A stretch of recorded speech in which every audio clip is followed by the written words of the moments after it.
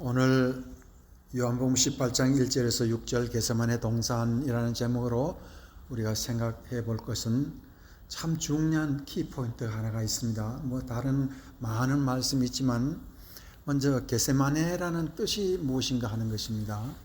겟세마네라는 뜻은 오일, 기름을 짠다라는 뜻입니다.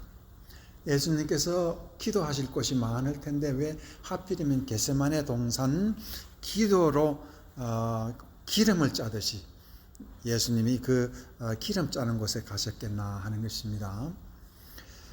그런데 특별히 예수님께서 요한복음 18장 1절에서 6절까지의 말씀에서는 예수님이 겟세마네 동산에서 하시던 일이 있는데 그게 기록되지 않았어요.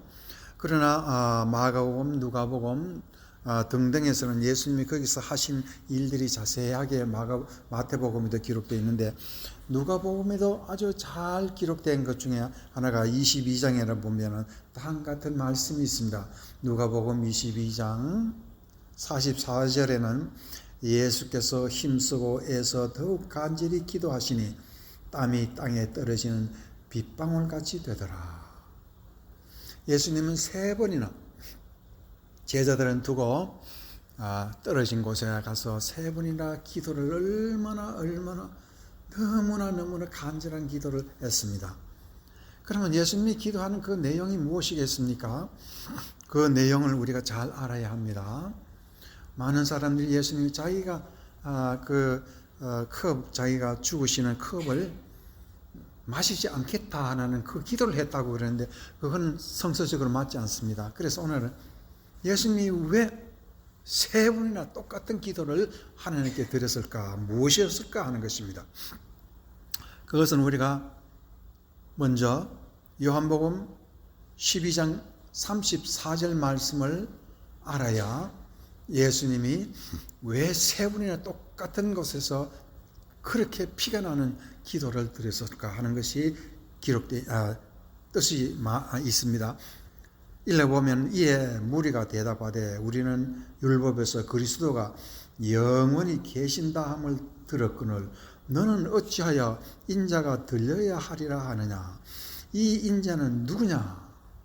이 말은 바리새인과 유대인들이 예수님이 이제 이 유대인들을 떠나서 너희가 나를 찾고 싶어도 내가 너를 보지 못하고 너도 나를 보지 않을 것이다 라는 말 하시며 예수님이 떠난다는 걸, 죽는다는 것을 얘기하니까 유대인들이 메시아는 죽지 않는 사람인데 왜 죽느냐라고 질문하는 것이 있습니다. 이 질문에서 우리는 어마어마한 예수님의 십자가에 대한 문제성이 있다는 것을 우리가 알 수가 있습니다. 왜 그러냐? 유대인들이 기다리는 메시아는 죽는 메시아가 아닙니다.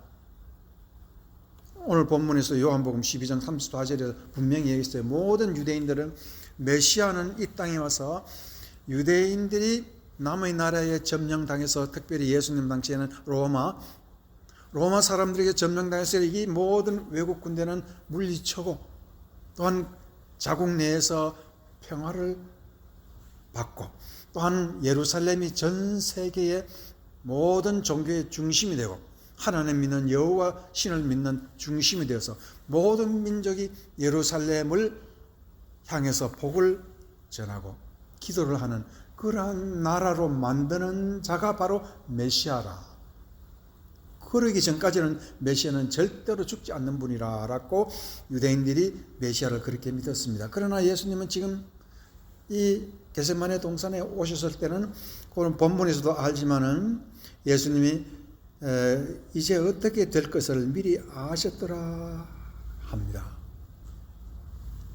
예수님이 지금 겟세마네 동산에 오신 것은 잡히기 위해서 오신 겁니다. 돌아가시기 위해서 오신 것입니다. 그런데 유대인들은 예수님이 만약에 메시아라면 죽는 메시아로서는 유대인들은 영원토록 메시아하고 예수님하고 유대인들은 원수가 되는 것이고 믿지 않는 그런 메시아는 믿지 않는 메시아가 된다는 것을 예수님은 여기서 얘기하고 있습니다. 그러면 예수님이 지금 죽으시는 이 순간에 큰 문제가 있습니다. 그것은 아브라함의 자손들이 예수님을 기다리는데 그 예수님은 이 아브라함 자손들을 구원해 줄 필요가 있고 또한 그것이 약속에 되어 있는 것입니다.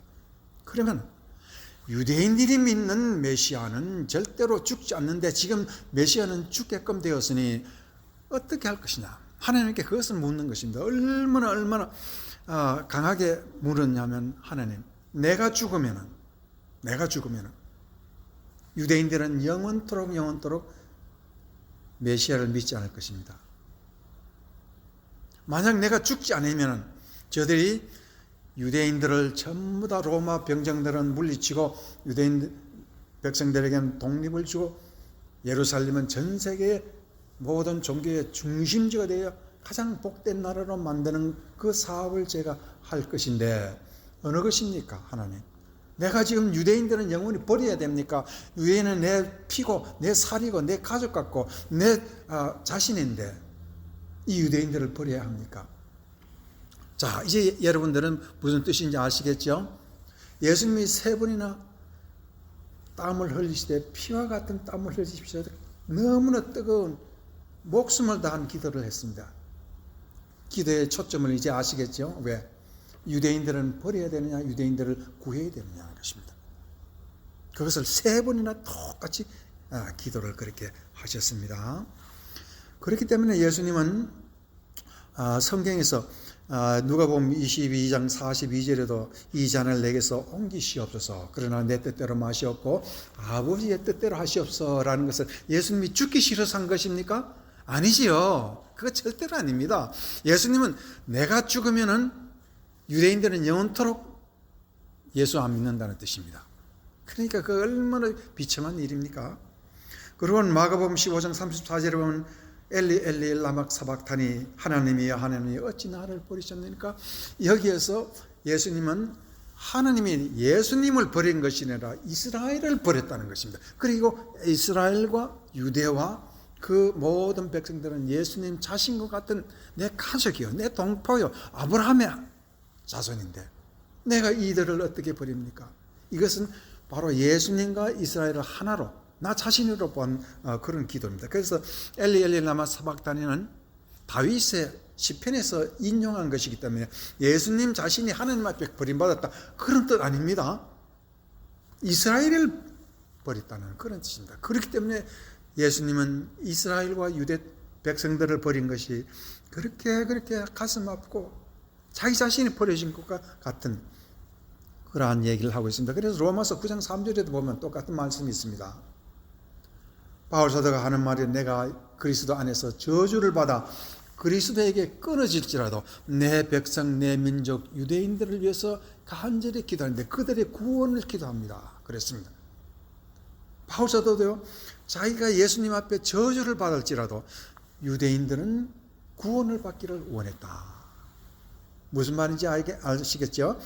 로마서 9장 3절에서도 바울도요, 똑같이 예수님 마음처럼 유대인들을 자기의 몸처럼 가족처럼 그렇게 그만큼 사랑했다는 것입니다. 자, 그래서 예수님은 여기서 한 가지 숙제를 결정해야 됩니다. 어떻게 결정하시냐? 만약 예수님이 돌아가시지 아니하시고 유대인들을 살리면은 어떤 일이 있느냐 하면, 유대인들 앞에 예수님은 신이 아니라 아이돌, 우상이 됩니다. 그리고 유대인들은 지금까지 모든 성서와 예수와 메시아에 대한 모든 관점도 전부 다 우상 관점으로 지금까지 믿음을 갖고 왔다는 것을 예수님이 아시기 때문에 예수님은 아주 강력하게 예수님이 돌아가셔야 되는 것을, 십자가에 돌아가실 것을 결정하신 순간이 겟세마네 동사의 기도입니다. 그래서 겟세마네 동사의 기도라는 것은 전 인류를 위해서, 만약 예수님이 돌아가시지 않는 걸로 유대인들을 위해서 살기로 결정했다면 이 세상 인류는요, 구원이 없죠. 그러나 예수님은 아버지의 뜻이 인류를 살리는 것이 구원이라는 것을 아시고 아버지의 뜻대로 하시옵소서, 그렇게 십자가를 질 것을 결정을 했습니다. 자, 우리는 여기서 한 가지 놀라운 사실을 발견해야 됩니다. 예수님이 겟세마네 동산에 기도가 없었으면 인류는 구원받지 못했다는 것과 또한 예수님께서는 아프고 아프지만은 예루살렘은 지금까지 그들의 믿음이 우상을 섬기는 우상의 본부가 되었다는 것으로 예수님은 확실히 인정하고 십자가를 지심으로 예루살렘과 유대인들에게 원자폭탄을 던지기로 결심하는 것입니다. 그런데 그 원자폭탄이라는 것은 바로 어떤 것이냐? 겟세마네 동산은 기름 짜는 곳이라 했습니다. 그러면 예수님은 자기 자신을 기름을 짰습니다. 자신의 영혼의 기름을 짰습니다. 무엇으로? 기도로. 그런데 예수님이 그와 같은 기름을 짰다는 것이 성서에 어디에 있습니까? 있어야 제가 예수님이 겟세마네 동산에서 영혼의 기름을 짰다고 내가 말을 할 수 있지 않겠습니까? 그래서 구약 성경에 레위기 4장 35절을 우리가 찾아보면요, 거기서 아주 놀라운 말씀이 있습니다. 레위기 4장 35절, 그 모든 기름을 화목제 어린 양의 기름을 취한 것 같이 취하여 단위 여호와의 화제를 위에 불사를 지니 이같이 제사장이 그의 범한 죄에 대하여 그를 위하여 속죄한즉 그가 사함을 얻으리라. 자, 오늘 레위기 4장 35절에서는 무엇을 말하고 있습니까? 어린 양의 기름이라는 말이 나오고 있습니다. 이 어린 양의 기름이 누굽니까? 어린 양은 누굽니까? 예수님. 이 기름이라는 것은 무엇입니까?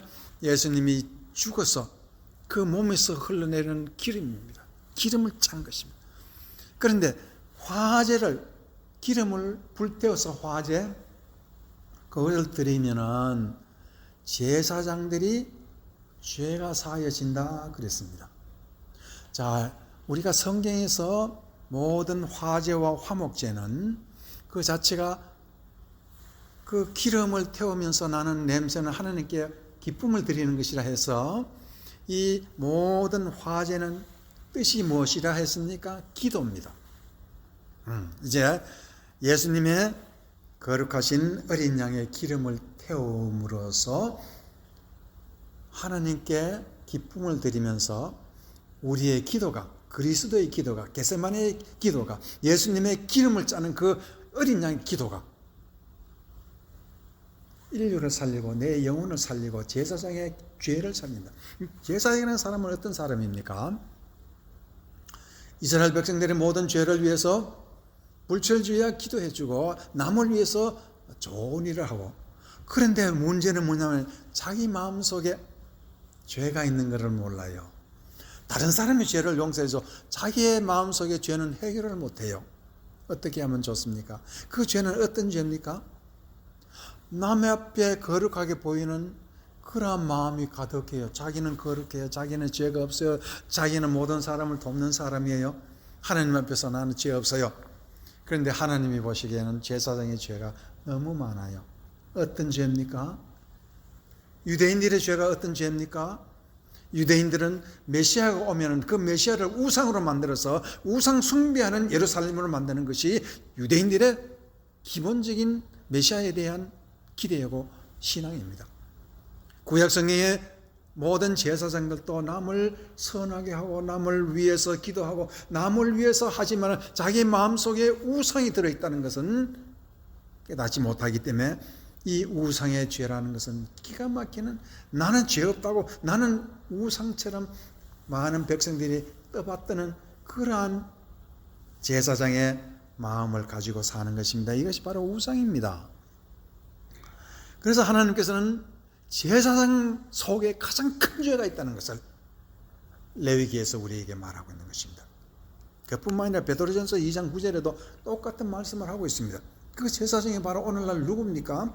그 제사장이 베드로전서 2장 9절에 오직 너희는 택하신 족속이요 왕같은 제사장들이요, 왕같은 누구?